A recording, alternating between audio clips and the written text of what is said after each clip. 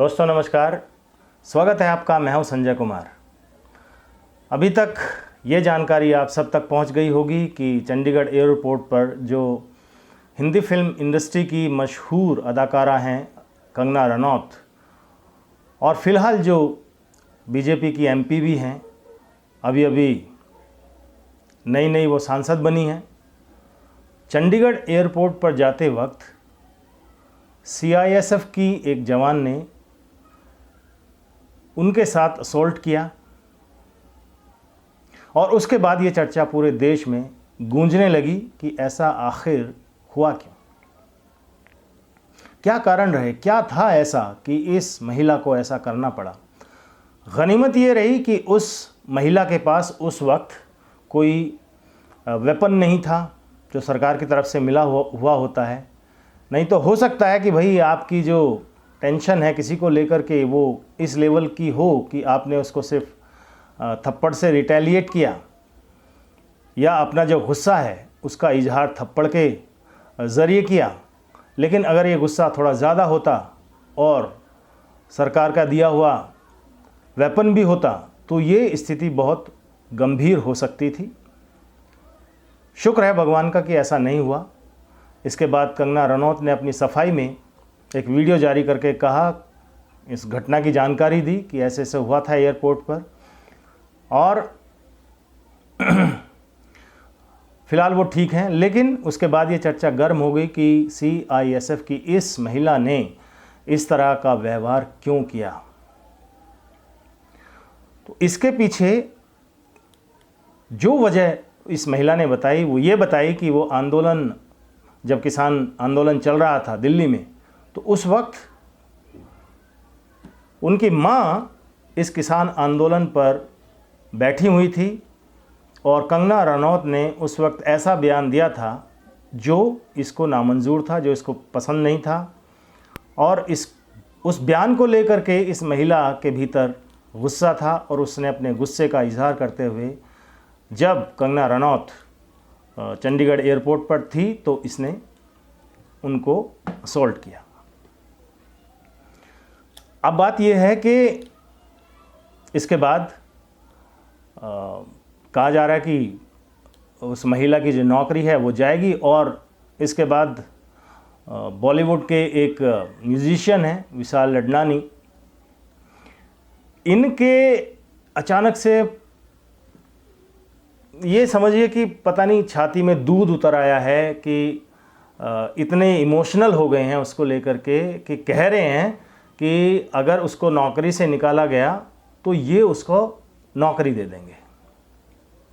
पहली बात तो ये है कि जब इस तरह की घटनाएं सामने आती है, कोई इस तरह का व्यवहार करता है, जानबूझ कर ही करता होगा, ऐसा तो नहीं है अनजाने में कर दिया। पहले भी चंडीगढ़ गई होंगी कई बार एयरपोर्ट पर कंगना रनौत, तब ऐसी घटना सामने नहीं आई। लेकिन इस तरह की घटना होने के बाद आपको क्या लगता है, ये महिला जो है, हो सकता है बहुत जल्दी आप इसको राजनीति में देखें, बहुत जल्दी कोई नेता, लीडर, पॉलिटिशियन बनते हुए इसको आप देखें। कन्हैया कुमार का एग्जाम्पल हमारे आपके सामने है। कन्हैया कुमार ने कुछ इसी तरह से नारेबाजी की थी जेएनयू में। उससे पहले कौन जानता था कन्हैया कुमार को? इस महिला को भी इससे पहले कौन जानता था? आज देखो सारा देश उसको जान रहा है, सारी पॉलिटिकल पार्टीज़ उसको जान रही हैं। कन्हैया कुमार का भी जब वाक़या हुआ था तो उसके बाद भी देश दुनिया को उसके बारे में मालूम पड़ गया था। लेकिन आज वो है ना, एक पार्टी का नेता है। अभी हाल ही में चुनाव उसने लड़ा है और करीब 7 लाख वोट उसको मिले भी हैं। तो ऐसा ही होता है जब कोई सरकार समय पर कोई एक्शन नहीं लेती या एप्रोप्रिएट एक्शन नहीं लेती। किसान आंदोलन के वक्त आप सभी ने देखा कि सरकार ने कितनी ढिलाई दिखाई इन लोगों के खिलाफ एक्शन लेने में। देखिए, धरना प्रदर्शन करना वो संवैधानिक अधिकार है, हर किसी को मिला हुआ है, लेकिन उसकी भी लिमिटेशंस हैं।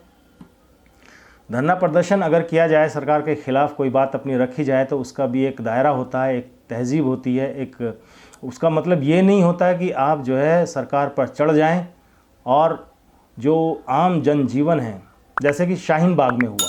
शाहीन बाग में लोगों ने धरना प्रदर्शन किया, एक कम्युनिटी किसी CAA से नाराज़ थी और वो शाहीन बाग एक दिल्ली में क्या, देश में जगह जगह शाहीन बाग हुए।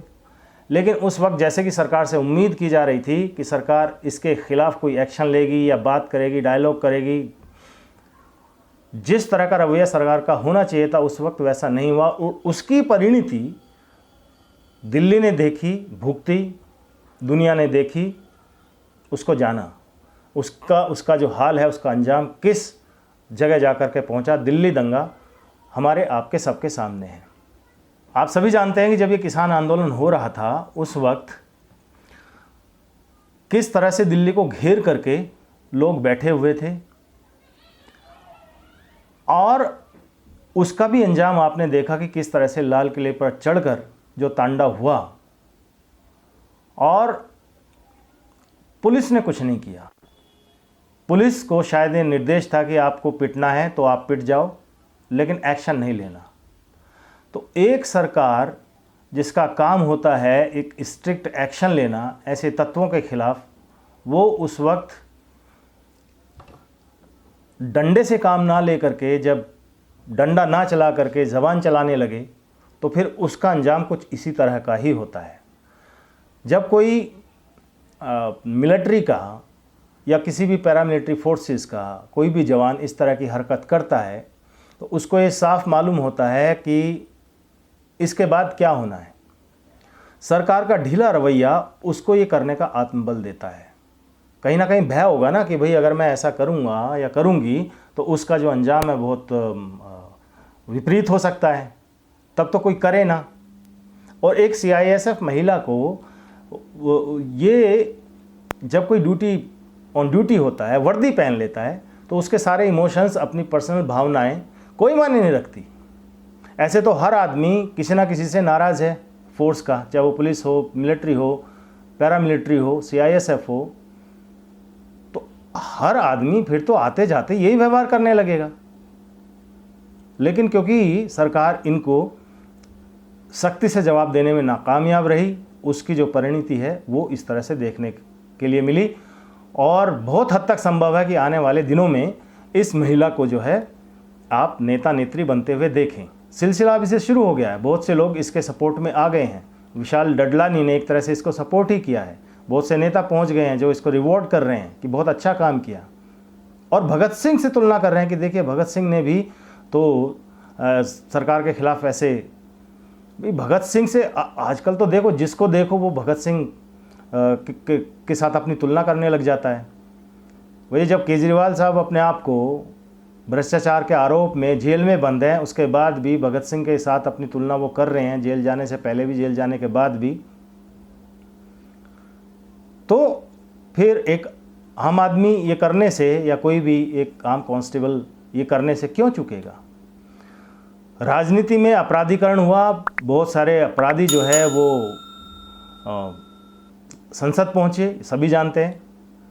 तो एक रास्ता खुल गया, एक सबको मालूम पड़ गया अपराधी को, यार ये तो बड़ा अच्छा रास्ता है, इजी है, अपराध करो और संसद पहुंचो, आपको सब कुछ प्रोटेक्शन भी मिलेगा, आपको पावर भी मिलेगी, आपको सुरक्षा भी मिलेगी, आपको सब कुछ मिलेगा। अब वो अमृतपाल सिंह है, समय से उसको डील नहीं किया गया तो आज वो पहुंच गया ना संसद। अगर समय से उसको डील किया हुआ होता,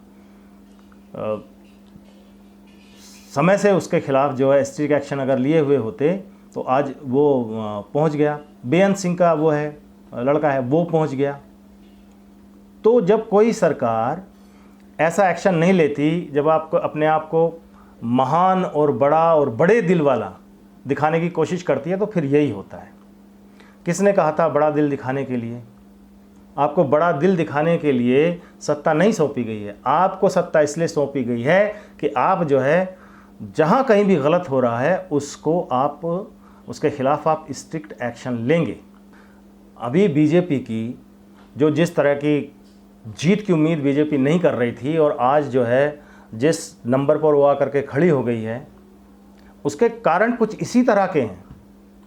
जहां आपको एक्शन लेना चाहिए स्ट्रिक्ट, वहां आप खामोश रहे, आप बड़ा दिल दिखाते रहे। ये ज़रूरी नहीं है कि सामने वाला आपके बड़े दिल को समझ रहा हो सकता है वो आपको इसकी कमज़ोरी समझ रहा हो। हाय हाय मोदी मर जा तू, हाय हाय मोदी मर जा तू, इस तरह के नारे किसान आंदोलन के वक्त गूंजते रहे, लेकिन सुना किसी के खिलाफ कुछ हुआ। फ्रीडम ऑफ एक्सप्रेशन है ना, तो कहीं ऐसा ना हो कि इसको भी फ्रीडम ऑफ एक्सप्रेशन समझ करके इस महिला के जो इसने एक्ट किया है उसको भी इसी तरह से ढिलाई छोड़ दी जाए। भाई क्या होगा, ज़्यादा से ज़्यादा क्या कर लेगी गवर्नमेंट उसके खिलाफ? ज़्यादा से ज़्यादा नौकरी से बर्खास्त हो जाएगी।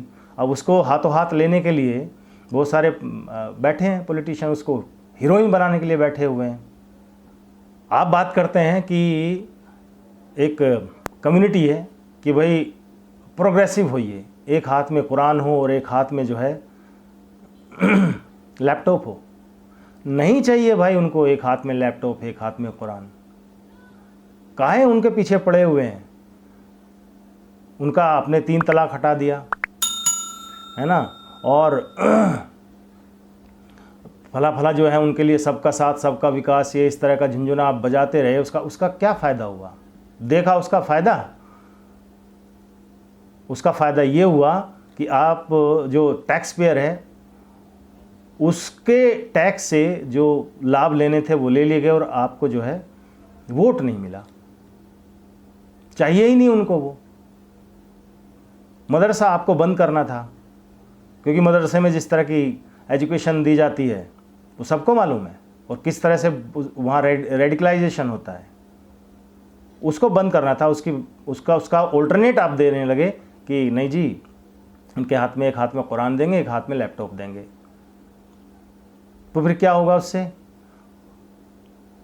अब जो है वो अनपढ़ टेररिस्ट हैं और उसको देने के बाद वो पढ़े लिखे टेररिस्ट हो जाएंगे।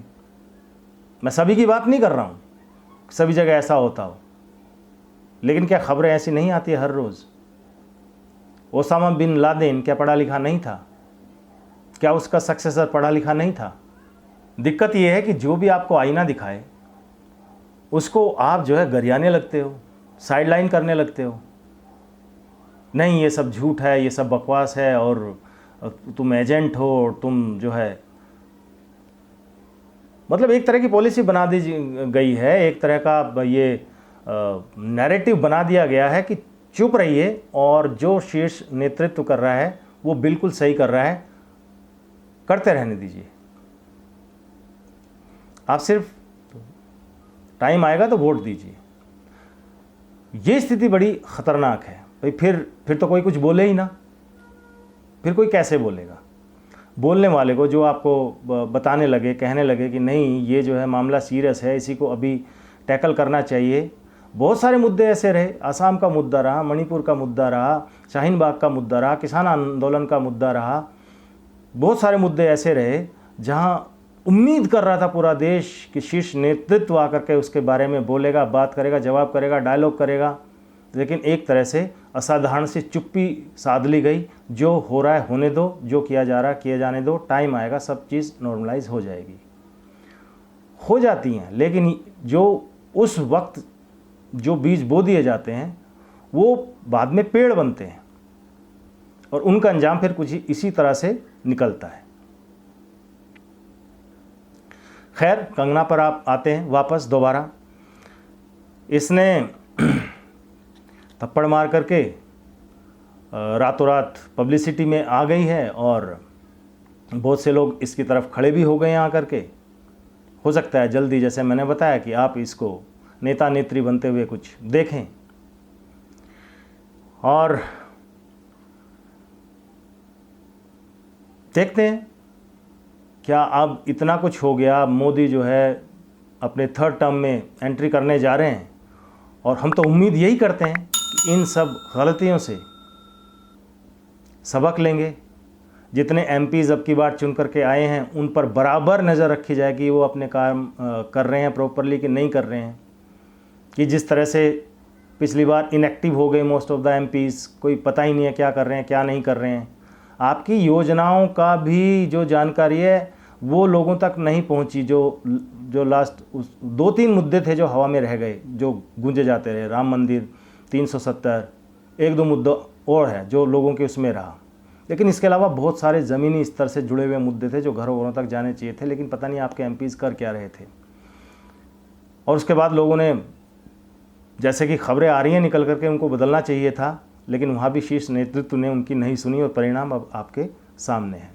एक कुछ भी हो, वो सरकार तो नहीं है जैसी सरकार 303 की थी, वो सरकार तो नहीं है जैसी पिछली बार थी जो बेधड़क फैसले ले लिया करती थी। कहीं ना कहीं अब वो टीस तो रहेगी, वो कमी तो खलेगी।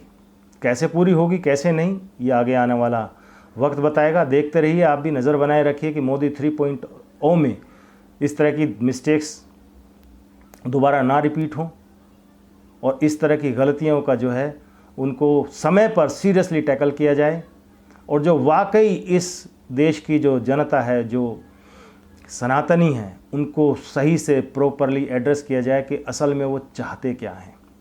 बहुत सारे मुद्दे हैं जो वो चाहते हैं और उनको एड्रेस नहीं किया जा रहा, उनको सिर्फ जिक्र करके छोड़ दिया जा रहा है, जबकि उम्मीद करते हैं कि वो उस पर स्ट्रिक्ट एक्शन सरकार ले, तुरंत ले। देखते हैं आगे क्या होता है। बाकी अगर आपको वीडियो ठीक लगा हो तो इसे आगे बढ़ाइए, चैनल को जो है सब्सक्राइब कीजिए, वीडियो को लाइक कीजिए। फिर जल्द मिलते हैं। धन्यवाद। जय हिंद। वंदे मातरम।